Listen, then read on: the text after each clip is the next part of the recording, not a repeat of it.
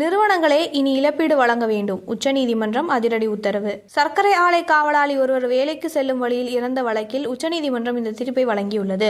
பணியில் இருக்கும்போது விபத்து ஏற்பட்டால் நிறுவனங்கள் இழப்பீடு தொகை கொடுக்க வேண்டும். இந்நிலையில் பணியிடத்திற்கு சென்று திரும்பும் போது விபத்துகளுக்கும் ஊழியர்களுக்கும் மற்றும் அவர்களது குடும்பத்தினருக்கும் பணியாளர்கள் இழப்பீடு சட்டம் 1923 கீழ் இழப்பீடு வழங்க உரிமை உண்டு என்று உச்சநீதிமன்றம் தீர்ப்பளித்துள்ளது.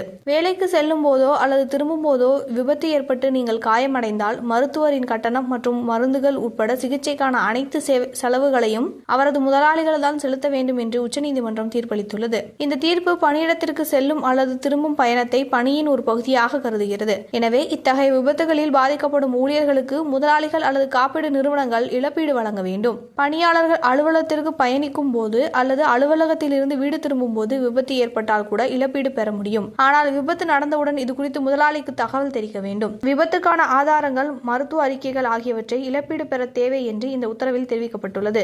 இது தொழிலாளர்களின் உரிமைகளை பாதுகாக்கும் முக்கியமான தீர்ப்பாக பார்க்கப்படுகிறது.